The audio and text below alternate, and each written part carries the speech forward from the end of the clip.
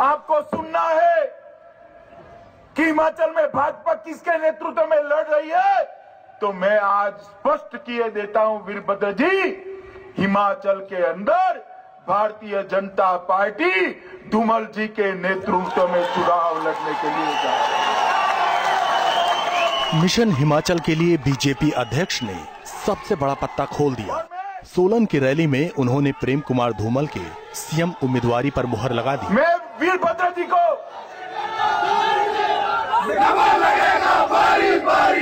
और बीजेपी खेमे में जश्न का दौर शुरू हो गया। हिमाचल के अलग अलग शहरों में बीजेपी कार्यकर्ता जश्न में डूब गए। वहीं दावेदारी पर मुहर लगने पर धूमल ने खुशी जताई। अपनी हाईकमांड का, कार्यकर्ताओं का और हिमाचल की जनता का धन्यवाद करता हूं, जिस विश्वास के साथ वो मांग कर रहे थे कि नेतृत्व घोषित हो, हाईकमांड ने उसको मानते हुए अपनी घोषणा कर दी है। और कांग्रेस का हाईकमांड जो दूल्हा मांगता था वो दूल्हा बीजेपी वालों ने दे दिया है। धूमल पहले भी सूबे की सत्ता संभाल चुके हैं, लेकिन चुनावी सरगर्मी में कांग्रेस इस मुद्दे पर बीजेपी को घेर रही थी कि अब तक बीजेपी ने सीएम उम्मीदवार का ऐलान नहीं किया है। बीजेपी के सीनियर नेता प्रेम कुमार धूमल इस बार अपनी पारंपरिक सीट हमीरपुर के बजाय सुजानपुर से चुनाव लड़ रहे हैं। हमीरपुर लोकसभा क्षेत्र की सुजानपुर विधानसभा सीट 2008 में हुए परिसीमन के बाद अस्तित्व में आई। अब तक इस सीट पर राज्य की दोनों बड़ी पार्टियां कब्जा जमाने में नाकाम रही थीं। लेकिन इस बार बीजेपी के दिग्गज नेता और पूर्व मुख्यमंत्री प्रेम कुमार धूमल ने दावा ठोका है।